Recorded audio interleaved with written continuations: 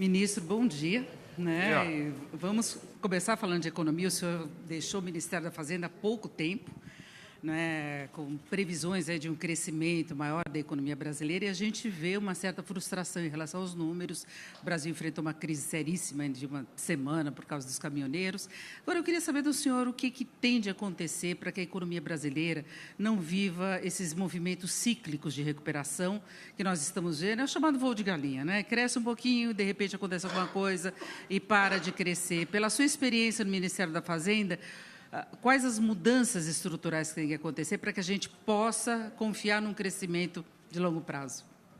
Bom, em primeiro lugar, obrigado pelo convite, obrigado à presença de todos, obrigado pela pergunta. Vamos, então, olhar isso aí de duas maneiras. Em primeiro lugar, vamos olhar o que está acontecendo agora, no momento, e depois falar sobre essa questão estrutural que você colocou, das crises recorrentes da economia brasileira, que, se olharmos para trás, isso já vem de muito mais tempo do que parece. Bom, mas vamos falar sobre isso em segundo lugar. Em primeiro lugar, o que está acontecendo agora, e quando eu digo agora, eu não estou me referindo só à crise de combustíveis, não. A crise de combustível é um problema pontual, que esperamos que seja resolvido, e que os impactos ainda nas estimativas de PIB ainda não estão feitos. Vai depender muito da duração, evidentemente, de outros desdobramentos. Mas o que está se discutindo é sobre o impacto nas previsões de crescimento da formação de expectativas na economia. Quer dizer, nós estávamos com um consenso que estava crescendo gradativamente, se aproximando de 3% de crescimento previsto este ano, e agora começou a cair um pouco, está aí em 2,5%, com algumas casas já prevendo até 2%. Pois bem, mas ainda a média está ao redor de 2,5%.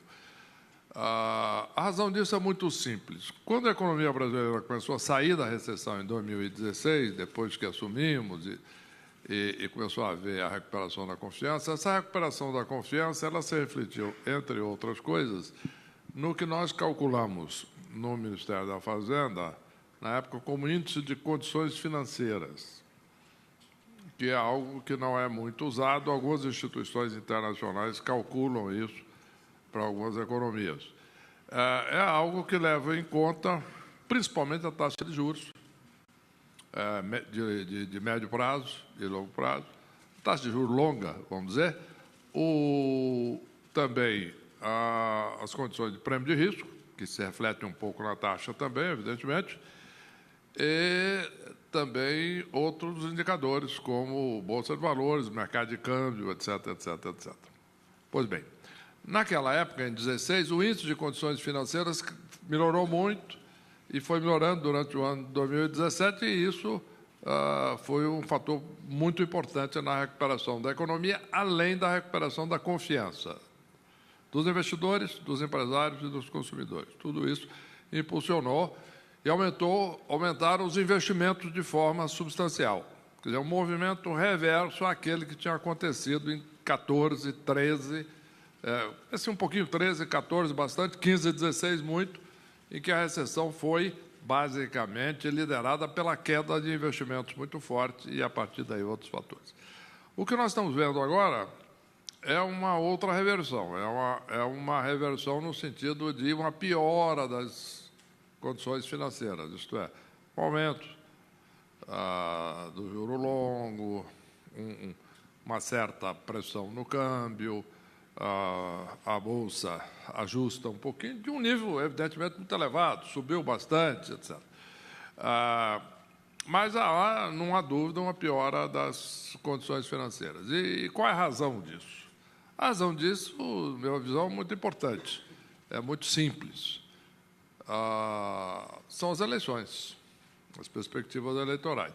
Evidentemente, tem a condição da normalização das condições financeiras dos Estados Unidos e da Europa, e a liquidez internacional. Isso existe, sim, afeta todos os países do mundo.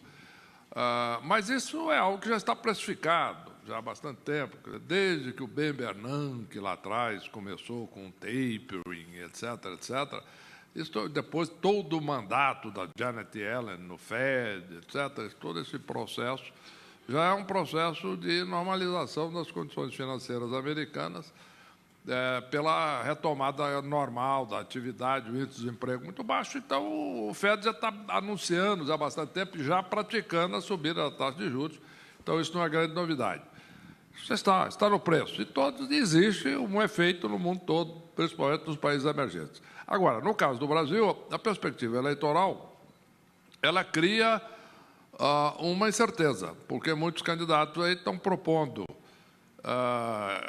eliminar o teto de gastos e, portanto, isso levaria ao crescimento insustentável de novo das despesas e etc. públicas, subir a taxa de juros inevitável, etc., voltar atrás na trabalhista, o que levaria de novo a um problema de aumento de custos do Brasil e de complexidade jurídica, etc., etc.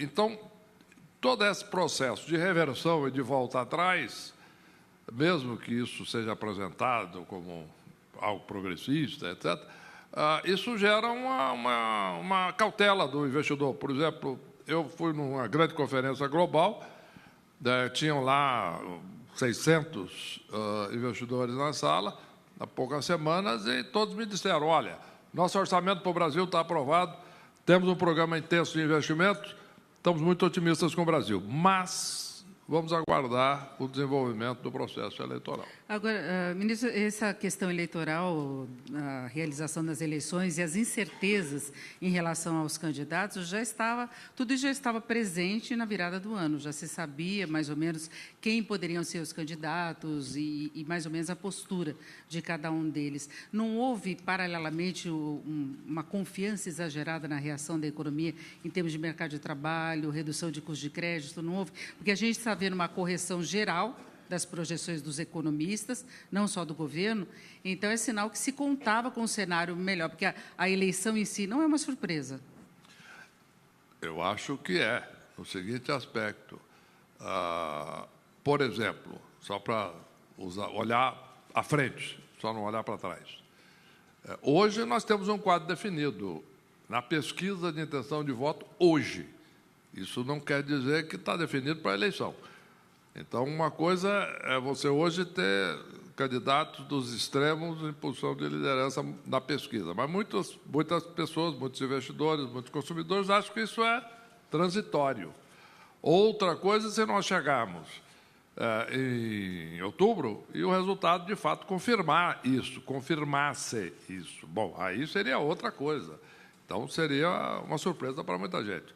Então, esse é o primeiro problema. Eu já, na realidade, discutindo isso durante todo o correr do ano passado, eu já dizia isso. Falava, olha, não devemos nos surpreender que o processo eleitoral vai levar a uma deterioração das expectativas que esperamos seja temporária, porque isso depois seja revertido na medida que se aproxima da eleição. E o quadro começa a mudar. Por quê? Porque o país estava exatamente muito confiante com a política econômica em andamento, se dizia aquilo que a economia tinha descolado da política, etc. Por quê? Porque isso era uma política econômica firme, bem conduzida, reformas sendo aprovadas, reforma trabalhista aprovada, teto de gastos aprovado, previdência avançando, toda uma série de outras reformas e medidas importantes em andamento. E, portanto, estava se deixando esse processo eleitoral um pouco de lado. E, num certo momento, é inevitável que o processo eleitoral viesse a contaminar um pouco mais as expectativas e o resultado da eleição. Em relação, por exemplo, à criação de empregos, que você mencionou, existem aí alguns fenômenos que confundem um pouco isso. Por exemplo, o índice de desemprego. Existem umas tecnicalidades aí que confundem o processo. Por quê? Muitas vezes, o fato da economia estar se recuperando faz com que muitas pessoas que não estão procurando emprego passem a procurar emprego. E, segundo a metodologia estatística usada pelo IBGE, que é normal, a pessoa passa a ser desempregada quando começa a procurar emprego, não antes. Mas o último dado mostrou o desalento, as pessoas deixando de procurar emprego, inclusive foi um dado recorde naquele indicador de subutilização do IBGE. Então, além de não geração de emprego, de sazonalidade, teve uma redução das pessoas procurando. Se, de fato, as pessoas deixarem de procurar emprego, porque uma coisa é uma questão subjetiva, índices de sensações. Não, é o levantamento do IBGE. Eu sei, mas no momento o que eu quero dizer é o seguinte, vamos pegar dados concretos. No Vale, em 2016, existiam 89,5 milhões de brasileiros trabalhando. Ponto. Índice do CAGED, etc. Chegamos a ter, no início deste ano, 91,5 milhões de brasileiros trabalhando. Isso é um dado inequívoco, inquestionável. Portanto, aumentaram-se, durante esse período, foram criadas 2 milhões de vagas. Ponto. É isso que eu estou dizendo. No entanto, o índice de desemprego não caiu muito. Por quê? Não adianta lutar contra os números. Isso significa que o número de pessoas que passaram a procurar trabalho foi similar ou próximo daquele número de empregos criados. Então, isso é dado da realidade. O que vai acontecer daqui para frente é outra história. Se as pessoas, de fato, estão perdendo o encorajamento e vão deixar de procurar emprego, isso vai se refletir no índice de desemprego. O que, mesmo que o índice de desemprego, portanto, caia por causa disso, não é positivo. Da mesma maneira que o fato de que o número grande de pessoas passaram a procurar emprego no ano passado e no começo desse ano foi positivo, apesar de que o índice de desemprego, portanto, não reagiu. Não, em relação à base de comparação que nós tínhamos no período de crise, a economia brasileira melhorou, sem dúvida, em vários dados, inclusive os dados de mercado de trabalho. Agora, melhorou menos do que se imaginava, com menos rapidez, e eu queria saber como é que o senhor vê as implicações do quadro político, porque não é apenas o fator eleições, tem o fator do próprio governo atual. O senhor sabe que teve um ponto quase de ruptura em relação à reforma da Previdência no ano passado, e hoje, no nosso primeiro painel, os economistas falavam que hoje o potencial de crescimento da economia brasileira estaria por volta de 2% apenas. Então, a gente sabe que a política tem uma dominância muito grande em relação ao que se pode fazer da economia e o próprio desempenho, não é? Uma observação. Nós precisamos separar muito o que são opiniões políticas engajadas daquilo que é realidade. Tá certo?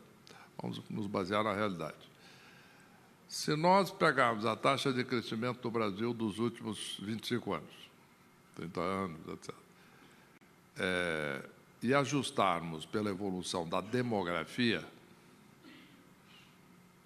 o índice, e adotar como um potencial do Brasil a média das últimas décadas, e ajustar isso pela demografia, nós vamos chegar aí a 2%, um pouco acima disso. Então, isso não tem fator de curto prazo influenciando isso. Isso é uma estrutura da economia brasileira, número 1. Número 2, é possível aumentar isto? Sim, com a aprovação da reforma da Previdência, com a manutenção da reforma trabalhista, o complemento, a finalização da reforma, com toda a série de reformas visando aumento da produtividade, como tem, por exemplo, duplicata eletrônica, cadastro positivo, reforma tributária e toda a série de propostas em andamento, que nós, inclusive, anunciamos 15 que seriam prioritárias. Tudo isso, eu acho que a taxa de crescimento pode subir o potencial, eu estou falando, para 3,5% ou 4% nos próximos anos. É perfeitamente possível, isso vai depender, obviamente, da orientação do próximo governo. Agora, essa é a taxa de potencial. Agora, a ideia de que o crescimento está sendo lento, a retomada, etc., eu acho que nós temos que separar. Em primeiro lugar, o Brasil teve uma queda de produto, uma recessão de menos 3,5%. Isso não é brincadeira. Dura 2 anos seguidos, foi a maior da história. A recuperação disso, e sendo que em 2017 o crescimento médio foi de 1%, depois de sairmos de uma queda de 3,5%, não é uma recuperação lenta. E principalmente porque, exatamente como devido ao carregamento estatístico, quando você cai o produto e depois sobe, média contra média, então nós vamos ter uma situação na qual, se nós compararmos o último trimestre de 17 com o último trimestre de 16, o crescimento foi 2,1%. Portanto, para um crescimento que tinha sido no Vale negativo em 12 meses, mais de 5, ou quase ao redor de 5, que foi o caso dos 12 meses terminados em maio de 16, então, saiu aqui de um crescimento que estava ao redor de negativo 5%, subiu ao final de 17 para positivo 2% trimestre, quanto ao mesmo trimestre do ano anterior. Isso é uma recuperação muito forte. Agora, evidente, na medida que começa a incerteza eleitoral, isto é amortecido. Agora, uma coisa é o crescimento que a gente confere estatístico, que a gente registra os números, inflação baixa, taxa básica de juros, o menor nível da história, e outra é a realidade que os empresários enfrentam, que os consumidores enfrentam. E a gente vê uma reclamação muito grande da sociedade, porque é um crescimento que não chegou no varejo, efetivamente, para as pessoas terem um bem-estar. A gente vê muita reclamação em relação a isso, inclusive pessoas que questionam quando a gente fala em inflação baixa. Eu convivo com isso. Quando eu falo um comentário, o pessoal acha que eu estou inventando, passando dados manipulados. Cresceu onde? Desemprego caiu onde? Então, que tipo de crescimento teríamos de ter e que potencial de crescimento que levaria o país a sentir, de fato, olha, estamos no caminho certo? Em primeiro lugar, a continuação dessa política de reformas e de crescimento. Porque o que acontece é o seguinte, nós não podemos confundir o que é o crescimento, uma retomada, e o índice de bem-estar da sociedade, que é algo que tem uma defasagem em relação à retomada. Vou dar 2 exemplos para você do que eu estou dizendo. Em primeiro lugar, inflação. Né? A percepção que você revela não é só sua, das pessoas que reclamam. Não, está em pesquisa. Tá? No final do ano passado, quando a inflação de 2017, dados oficiais do IBGE, foi 2,95, a mais baixa. Em 20 anos, a maioria da população estava esperando um aumento da inflação e achando que a inflação estava alta ainda. Muito bem. Então, isso é um fato. Então, existe uma questão de percepção e uma questão de realidade. Eu fiz uma pesquisa pessoal. Eu fui fazer uma palestra na Fundação Getúlio Vargas, no Rio de Janeiro, tem aquele prédio. Eu terminei e, depois disso, eu tinha um almoço com empresários no outro prédio da GV. Eu desci e cruzei um supermercado, que é a maneira mais fácil de você sair de um prédio da GV ali no Rio para o outro ali em Botafogo. Muito bem. E aí eu vi várias pessoas comprando ali no supermercado ao redor de 13h. Eu perguntei primeiro cheguei para uma senhora, disse, a senhora acha que a inflação está alta, baixa? Como é? Está alta. Está alta, perfeitamente. Eu digo, e esse preço aí do produto que a senhora está olhando aí, desses produtos aí, subiu, sim, senhor. Eu digo perfeitamente. Quais são esses preços aí que a senhora se lembra? Ela falou um outro preço, eu anotei. Perguntei para várias outras pessoas a mesma coisa. Depois, eu pedi para verificar com o supermercado quando tinha prevalecido, sido praticado aqueles preços que as pessoas mencionaram. 2 anos atrás, 2 anos e meio atrás. É normal isso, as pessoas não raciocinam linearmente, igual o IBGE. E qual era esse preço 12 meses atrás, estava variação de preço médio durante o ano passado. Não é assim que funciona. Então, o que acontece? As pessoas ainda estavam com a imagem de uma memória de preços que, de fato, subiram muito. Por quê? Porque a inflação chegou a mais de 10%. Mas então, tem relação com o poder de compra também, não tem relação com o poder de compra também das pessoas. O poder de compra, com a queda da inflação e com o aumento do número de pessoas empregadas, cresceu. Isso também é um dado inquestionável. Agora, o que existe, de novo, é uma percepção gradual da sociedade, porque depois de uma recessão dessa magnitude, de uma inflação, juros elevadíssimos, desemprego, é normal que as pessoas olhem e falem, mas peraí, tem muita gente desempregada ainda. Tem, porque nós precisamos de continuar criando emprego um bom tempo para exatamente empregar toda a população que está desempregada. Isto é, algo que foi destruído durante alguns anos não é reconstruído em um ano. Então, isso tem um processo gradual e que eu acho que a sensação de bem-estar da sociedade segue isso normalmente. Agora, é verdade que, com essa questão da incerteza eleitoral, esse processo sofre um descompasso, uma certa interrupção. Agora, esperamos que seja resolvido na eleição. Agora, em relação à reforma da Previdência, o senhor citou os 15 pontos da agenda econômica. Nós sabemos quais são as suas prioridades desde o início, quando assumiu o Ministério da Fazenda, mas como driblar as dificuldades de encaminhamento político disso? Inclusive, a reforma da Previdência tem uma resistência muito grande da sociedade, a gente sabe que tem lobbies pesadíssimos que agem no Congresso, e o senhor centrou muito o foco da agenda econômica na reforma da Previdência. Não tendo a reforma da Previdência, o que se poderia esperar de país, o que se poderia esperar de ajuste fiscal? Tem mais, a gente vê essas situações de pressão, como agora, com relação aos caminhoneiros, que o governo acabou cedendo, não é? E vai ter um comprometimento de ajuste mais ainda. Então, tem pressões políticas que o governo, inevitavelmente, tem que saber vencer, ultrapassar essas resistências. Olha, se nós olharmos o Congresso, ele tem aprovado coisas muito importantes, né? Haja visto o teto de gastos. Quando nós apresentamos o teto de gastos como proposta ao Congresso, em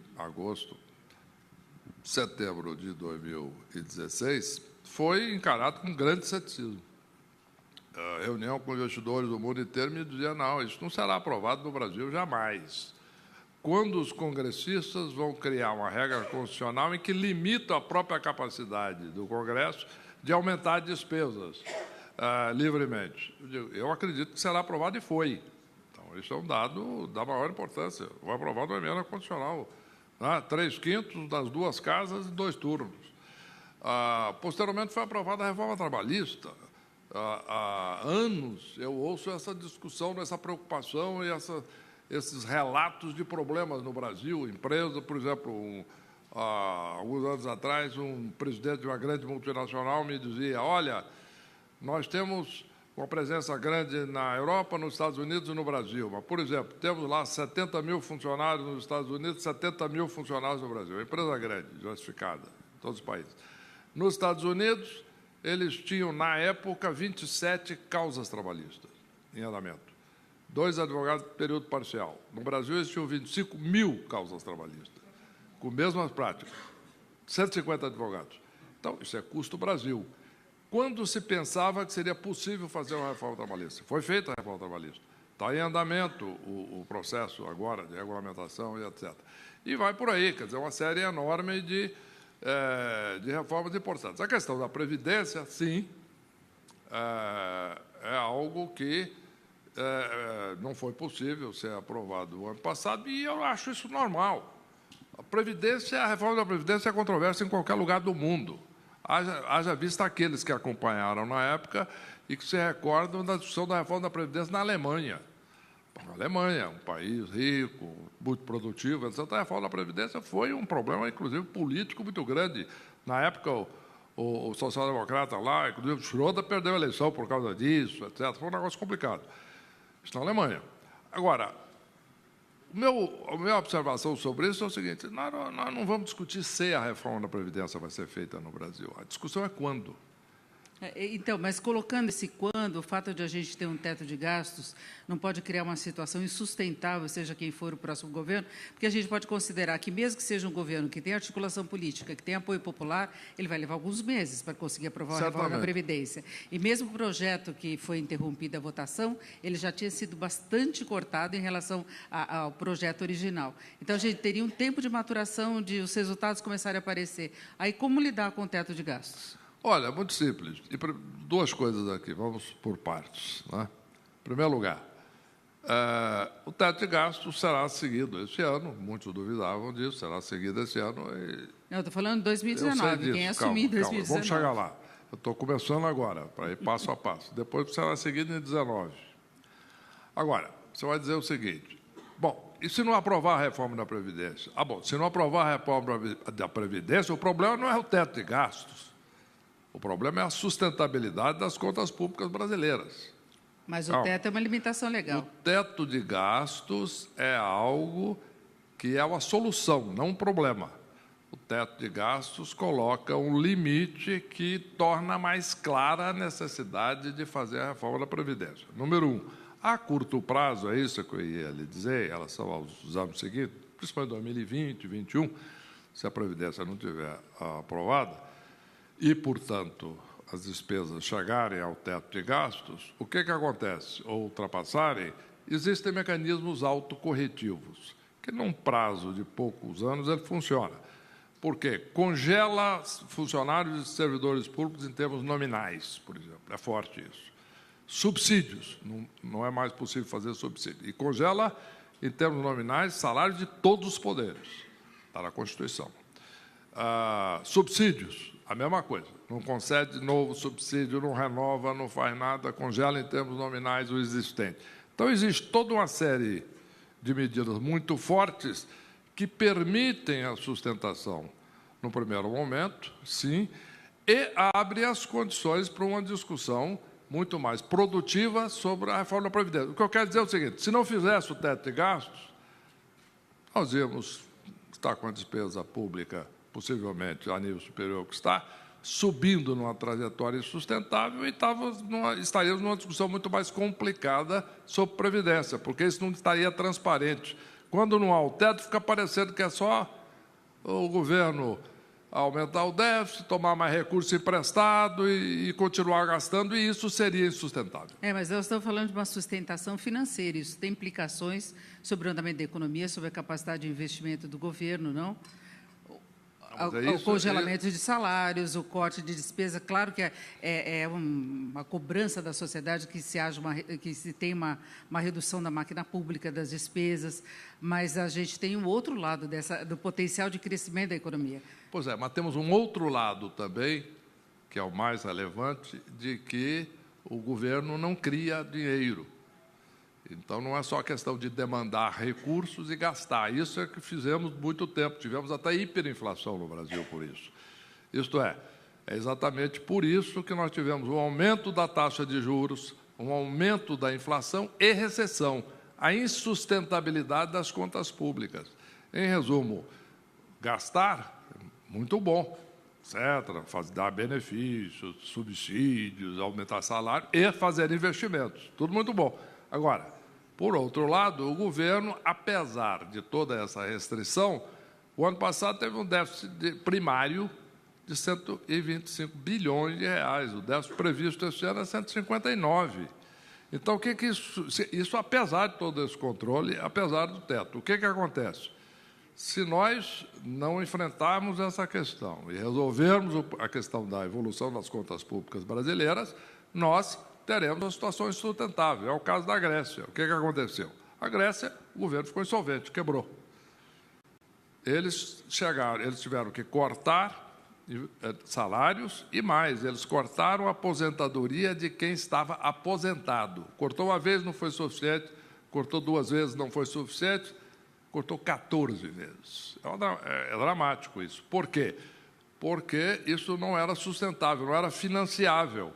Então, o que acontece? A dívida pública brasileira já está numa trajetória preocupante em relação a países emergentes. Mas com teto de gastos, com a aprovação das reformas e com a devida aprovação da Previdência, isso aí será absolutamente sustentável, não vejo grande problema. Agora, se não aprovar a Previdência, se não tivesse teto, etc., e as despesas continuassem a crescer, nós íamos ter claramente uma trajetória sustentável da dívida, como já tivemos no passado, inflação, juros elevados, recessão.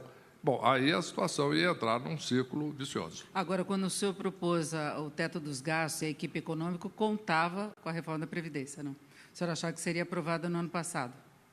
Era uma proposta casada, não era? Não, não era casado. O teto era fundamental, inclusive com os mecanismos autocorretivos. A partir daí, como eu disse, ficou mais clara a necessidade da reforma da Previdência. Ela ficou numérica. Por exemplo, em 16, as despesas da Previdência foram responsáveis por 51% do orçamento de despesas primárias, 57% em 2017, e vai crescendo.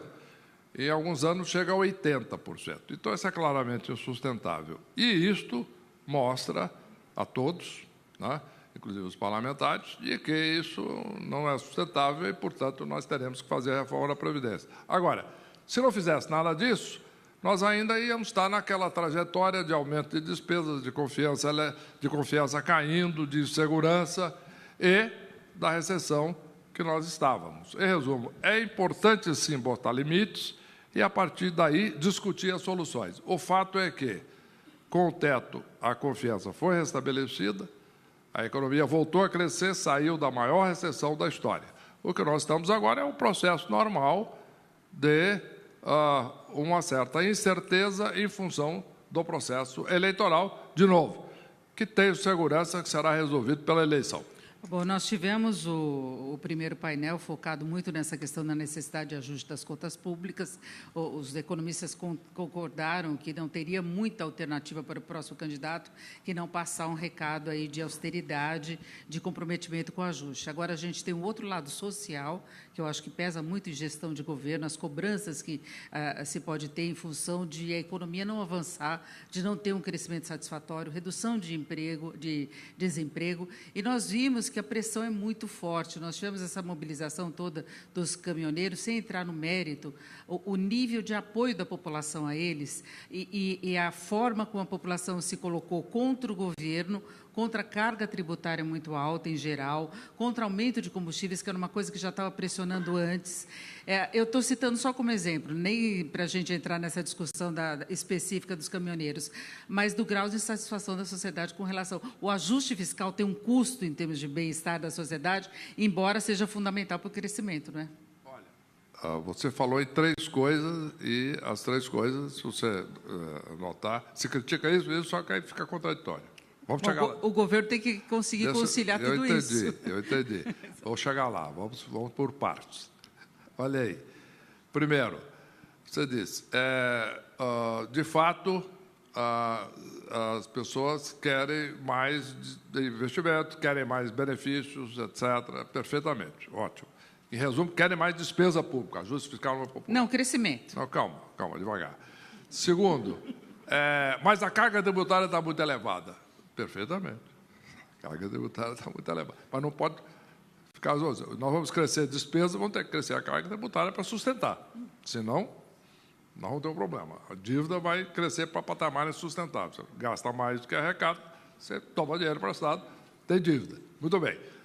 Outra coisa.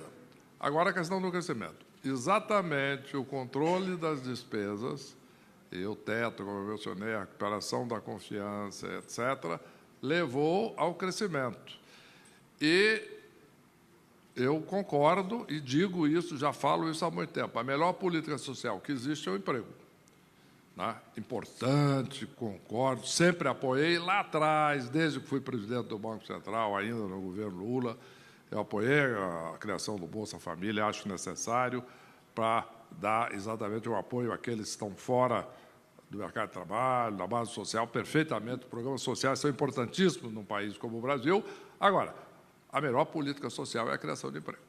E isto precisa de uma economia funcionando, com nível de consciência elevado ou crescendo, e mais, com uma perspectiva de crescimento.